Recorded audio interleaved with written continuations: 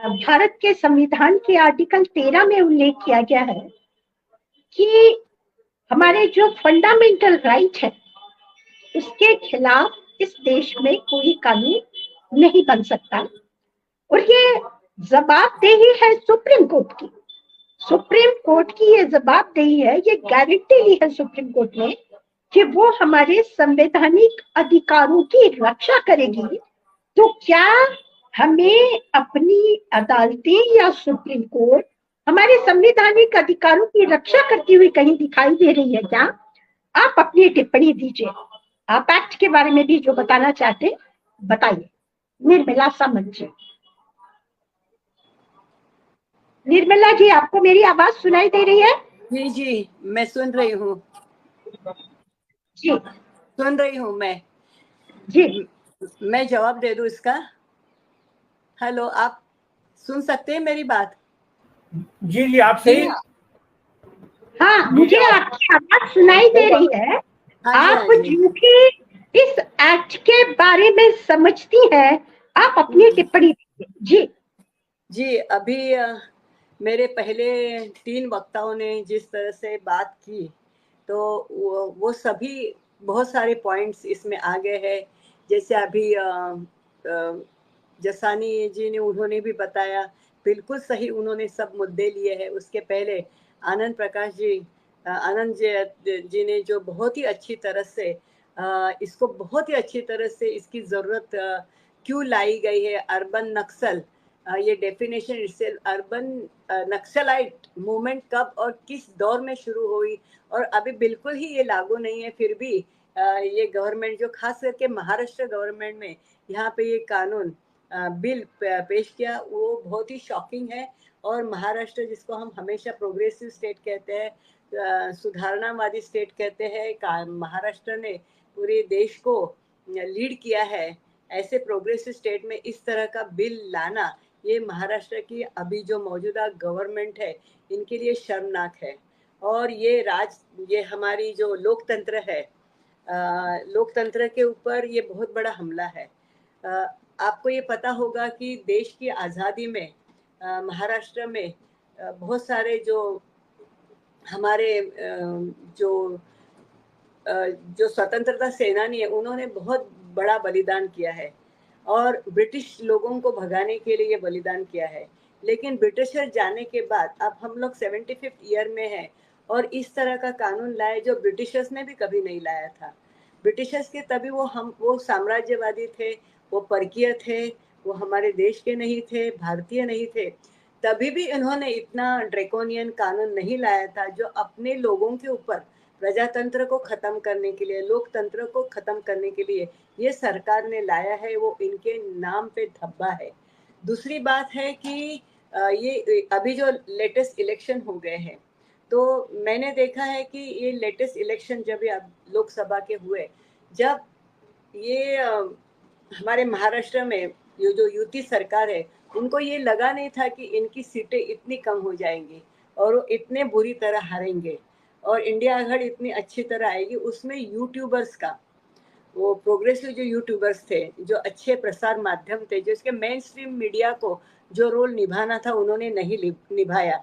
लेकिन social media, YouTube और बहुत सारे प्रसार माध्यम थे जो प्रोग्रेसिव थे, जिनको साइंटिफिकली उनको पता था ये क्या गलत हो रहा है, और ये विवेक के साथ बात करने वाले, सच्चाई के साथ रहने वाले, गलत चीज़ों को हमेशा जो नकारने वाला जो वर्ग तैयार हो गया था। और आम जनता में उन्होंने एक हलचल मचा दी। आम जनता को तो बिल्कुल ही नहीं अच्छा लगा था जिस तरह से पक्ष को तोड़ा गया और जिस तरह से वो जो रोल अंडर करंट ये काफ़ी सारे एनजीओज ने प्ले किया है जो प्रोग्रेसिव थे, जिनको ये नहीं अच्छा लगता था जिस तरह से लोकतंत्र की हत्या की है, जिस तरह से ईडी का इस गैर इस्तेमाल किया, सीबीआई का गैर इस्तेमाल किया, इनकम टैक्स, और जब भ्रष्टाचार के नाम पे इन्होंने जो लोग उनके साथ पक्ष में शामिल नहीं होते उनको इस तरह से प्रेशराइज करके पार्टी तोड़ी, लेकिन भ्रष्ट लोग जो उनके यहाँ थे वही लोगों को उन्होंने शामिल करके दिया। तो इन्होंने मिसयूज, जो उनके पास जो अथॉरिटीज थी,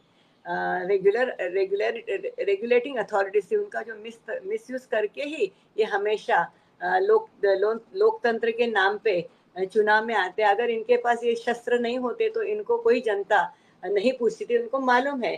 तो ये जो बहुत अच्छा रिजल्ट लोकसभा में महाराष्ट्र में दिया महाविकास आघाड़ी में, जब उनको पता चला, मैंने स्टेटमेंट भी पढ़ा शिंदे साहब का, चीफ मिनिस्टर का, कि बहुत लोगों ने हमारे खिलाफ गलत गलत ये करके हमको हराया है।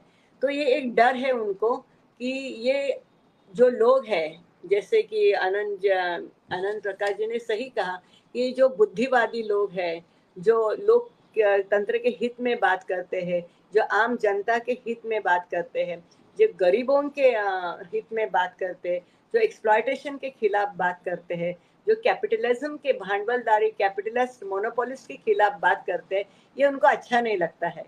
और इसीलिए उन्होंने, अगर आप मकसद देखेंगे, उन्होंने कहा यहाँ पे, मैंने बिल पढ़ा कि उद्देश्य आणि याचे जो उद्देश्य है, जिसको एम्स एंड ऑब्जेक्टिव हम लोग हर कानून में कहते हैं, तो उन्होंने ये कहा कि ये नक्सलवाद जो है, जो राज्य के दूर दुर्गम भाग में होता है, अभी ऐसा रहा नहीं है। उन्होंने कहा कि आजकल ये नक्सल शहरों में भी आया है और आघाड़ी संगठन ये जो है उसका जो फैलाव हो रहा है।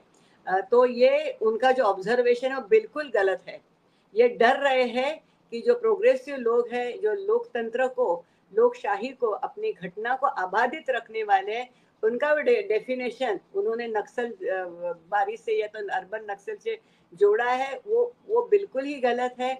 ये लोग एक्चुअली लोकतंत्र की हत्या कर रहे हैं। जैसे अनंत प्रकाश जी ने कहा कि ये लोग लोकतंत्र के हत्यारे हैं, इनके ऊपर मुकदमा होना चाहिए। जब ये आज भी आप देखेंगे तो emergency 25 June has been declared as emergency हत्या दिन।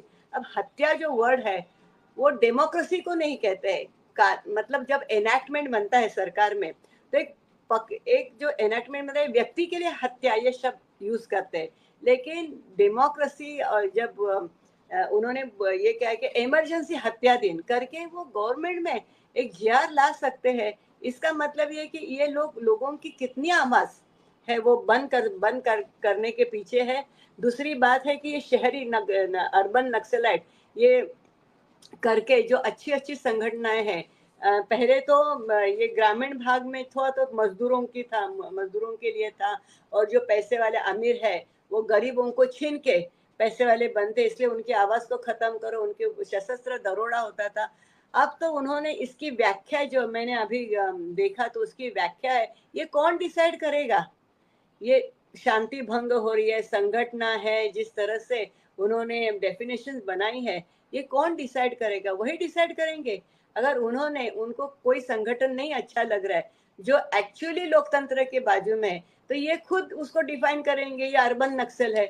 मतलब ये बहुत ही डेंजरस कानून है। इसका हमको सबको मिलके बहुत तगड़ा विरोध करना चाहिए और इस बिल को महाराष्ट्र में लाने नहीं देना चाहिए। तो ही हम लोग इस देश के, इस महाराष्ट्र में लोकतंत्र, लोगों की आवाज, आम आदमी की आवाज, और डॉक्टर बाबा साहेब अम्बेडकर जो यहाँ पे इनका जन्म हुआ था, यहाँ से घटना के शिल्पकार का जन्म हुआ था, तो उनकी रक्षा करने के लिए हमें लोकतंत्र की रक्षा, राज्य घटना की, जो हमारे इंडियन कॉन्स्टिट्यूशन है, फंडामेंटल राइट्स है, फंडामेंटल ड्यूटीज है, उनकी अगर हम रक्षा करना है तो इस बिल को हम सब इकट्ठा करके उसको विरोध करना चाहिए।